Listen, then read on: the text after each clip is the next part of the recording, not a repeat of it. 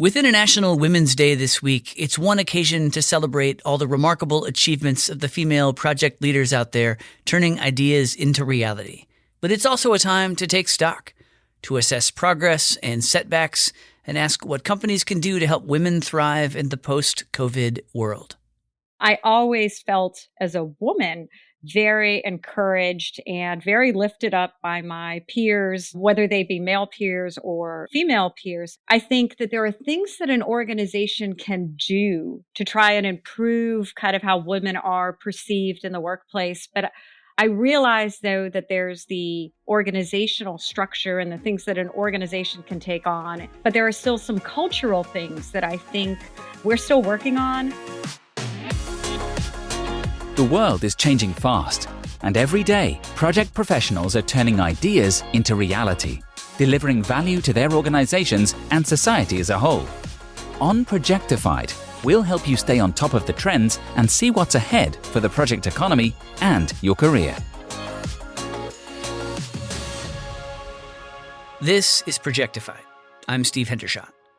Women have made great strides in the workplace, but in the last year, COVID-19 fundamentally disrupted people's lives around the world, personally and professionally, and the toll has been especially heavy on women. A UN report found that while the unpaid workloads for both men and women have increased, women are bearing more of the burden. And according to a recent study by McKinsey and leanin.org, senior-level women in the U.S. are far more likely than their male counterparts to feel burned out, exhausted, and under pressure to work more. Likewise, working mothers felt those same pressures, more so than working fathers. Today, we'll meet two women leading the way in traditionally male-dominated industries, cybersecurity and mining. You'll hear about how they forged their own paths, but also about how they and their organizations are supporting and developing women leaders. Our sponsor for this episode is pmtraining.com. From live virtual classes to online courses available on demand, PM Training equips students to earn PMI certifications, including the Project Management Professional, or PMP. And Projectified listeners are eligible for discounts of up to $400 per class. Just into the link pmtraining.com/podcast. Our first guest is Kat Magus, a program manager at the National Institute of Standards and Technology, or NIST, in McLean, Virginia, in the U.S. She manages the cybersecurity function for NIST's Internet of Things program, and Projectified's Hannah Schmidt spoke with her about her experiences over the last year and what she sees ahead. COVID-19's had an oversized effect on working women. One study found that they're feeling more exhausted, burnt out, and under pressure than men. Does that hold true for you? So if I remember those questions, yes, yes, and yes. Yes, I have absolutely kind of experienced that burnout. Is it something that's unique to myself because I'm a woman, or is this something that's shared across everyone? I do think it might be slightly felt more by women than men. So I absolutely do feel the burnout. I do feel very fortunate that I'm working in an organization that pretty much has always acknowledged work-life balance and the importance of work-life balance. There's always been very much a culture in my current organization at NIST. And I do have to say at other places that I work, like Booz Allen Hamilton and some other organizations, there was always an understanding that family came first. And if anything ever came up, we work to live, we don't live to work, and priorities are well understood. Let's talk about leadership. What's been your experience in a field that hasn't traditionally had a lot of women? I always talk about this where I will be sitting at a meeting, and I do work in a very male-dominant field. And I will say, if you talk about IT being kind of male-dominant, when you start getting into cybersecurity, especially early in my career, it was not uncommon to look around a room of several hundred people and being able to count on your fingers and toes how many women were in the room. But I would often find myself just saying something at the table and having, a lot of confused looks around the table. And then a few minutes later, someone else would say it, another one of my peers, almost exactly what I said. And people would say, yes, that's a great idea. And I would just scratch my head and say, what is it about what I said that people did not understand what I said? I think I'm pretty clear when I try to articulate ideas. And I honestly just think it is women have a different way of communicating. We tend to be more trying to bring people along. We tend to also, maybe pose things as a question and something to be thought through so that the whole team can come on board. And I just think Perhaps men just have a different view of, how they react to a situation. So when I was walking up to the table and I was saying, well, I think that this might be a great way to do something. And folks weren't realizing that I was really saying, I think this is the way to do something. And I don't necessarily think there's so much that women need to change to fit the mold that's existing.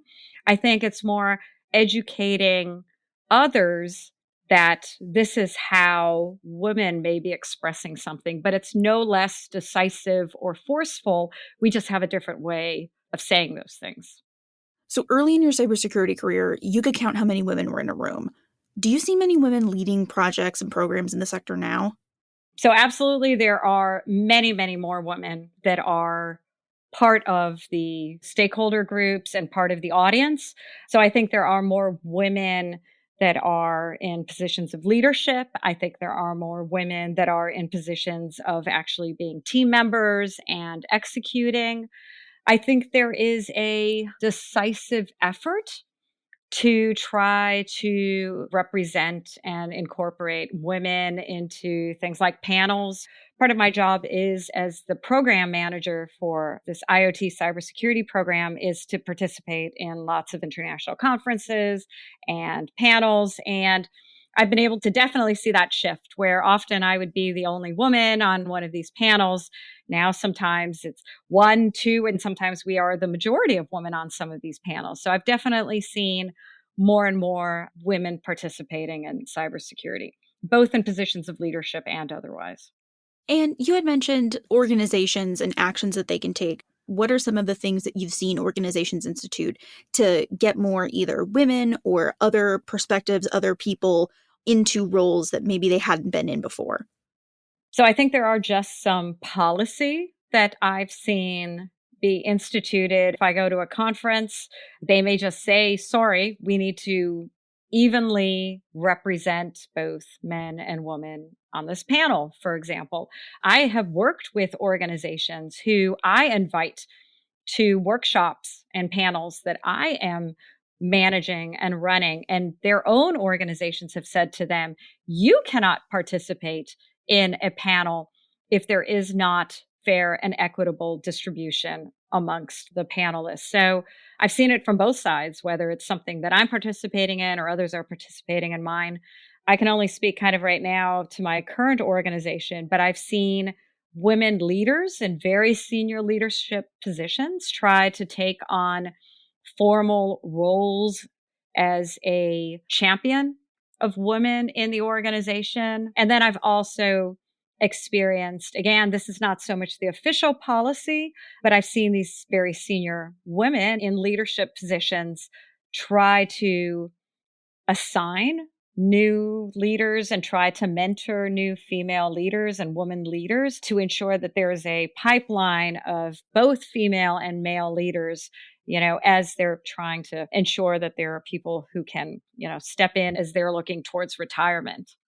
What are some things you'd like to see change for women project leaders in the future? I don't want to have to kind of change who I am to fit into the mold.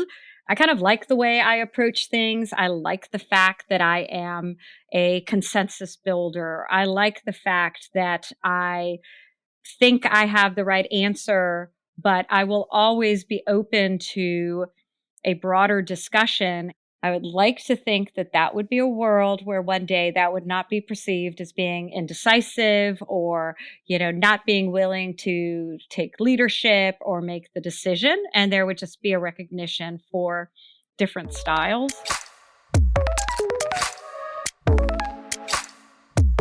Company cultures are also changing to reflect greater gender diversity, not only as a natural outgrowth of the fact that there are more women at the table, but also because companies are realizing it's the only way they'll be able to recruit and retain the talent they need.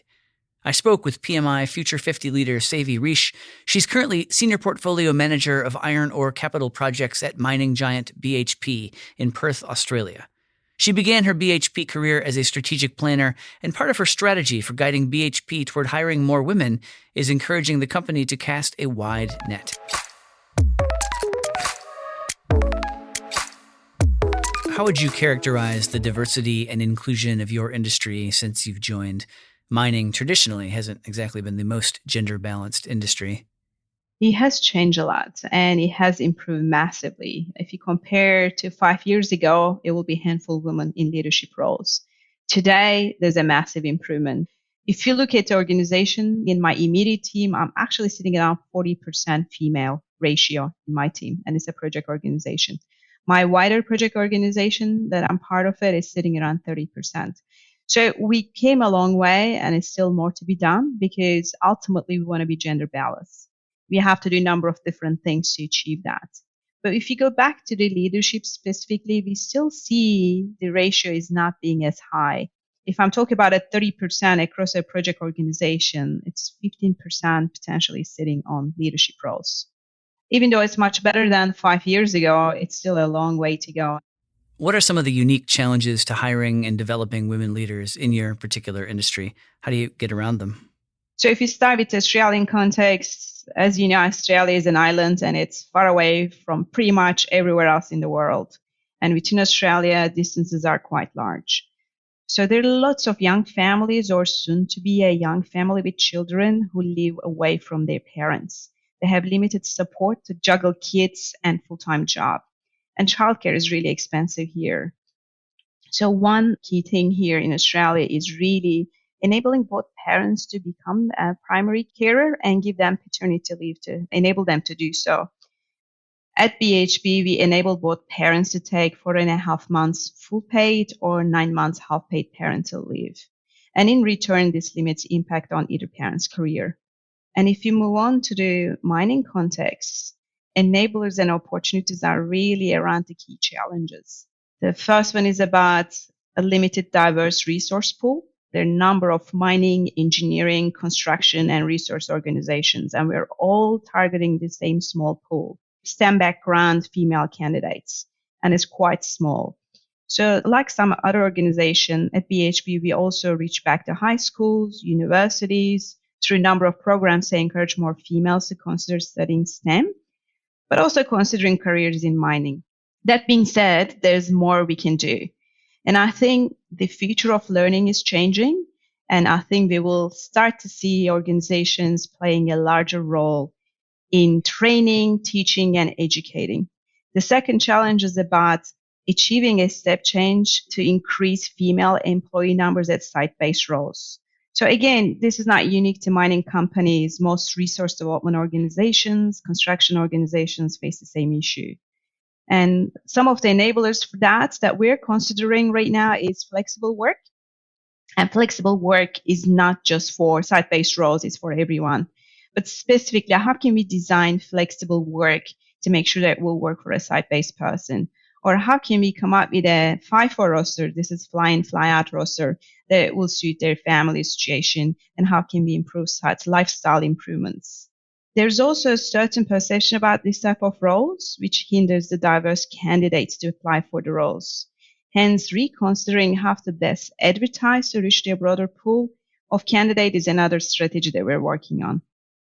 Mentorship is another key part of supporting future leaders. Is it important for women to have other women as mentors?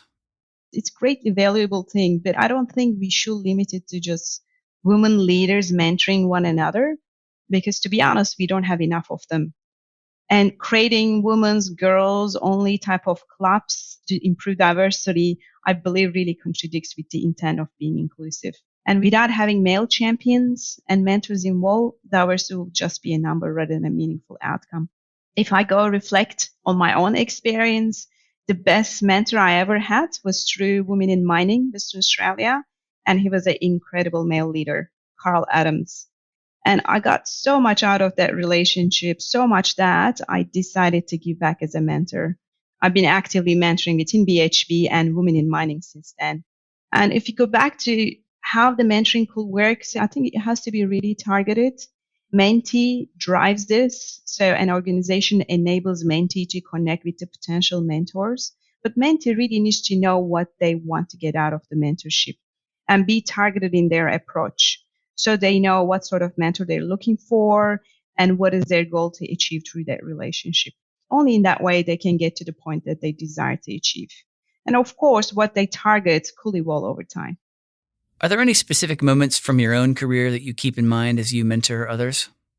What we tend to do, we really try to box people to make sure that they fit into certain profile, or we actually are really prescriptive about who we're looking for when we're recruiting: number of years experience, number of specific project experience, trainings, and all that, rather than looking at them holistically to see, do they have the transferable skills? Do they have the right attitude and drive to actually do the job with the right support, training, and coaching?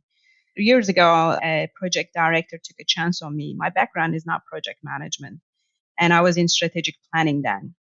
He saw the potential in me. He saw my transferable skills and he saw my drive. They invited for me to consider a role, a study manager role. And when I took that, he kind of partnered me up, buddied me up with an experienced project manager to learn from the experience and also through the exposure that I'll have on the job. So I think that's my biggest learning, and that's what I've been actively trying to do. I change how we advertise roles to enable us to reach the broader pool. Because if you're too rigid in your advertising and if you're looking for just expertise and number of years experience, you can never get diverse candidates coming into the organization. Building an organization that develops women leaders means building a culture that values them, and that values the distinct perspectives, insights, and communication styles they bring, rather than simply looking to see how many women can effectively imitate some calcified archetype of what a leader is supposed to say, do, or look like. Get that right, and you've not only opened your team and company to a wealth of talent, but also opened the door to the sort of new perspectives that can help you see things differently, find solutions where there had been barriers, and unlock value that had been hidden. Thanks again to our sponsor, pmtraining.com. From live virtual classes to online courses available on demand, PM Training equips students to earn PMI certifications, including the Project Management Professional, or PMP. And Projectified listeners are eligible for discounts of up to $400 per class. Just enter the link pmtraining.com/podcast. Thanks for listening to Projectified. If you like what you heard, please subscribe to the show and leave a rating or review. We'd love your feedback. To hear more episodes of Projectified, visit Apple Podcasts, Google Play Music, Stitcher, Spotify, or SoundCloud, or head to pmi.org/podcast.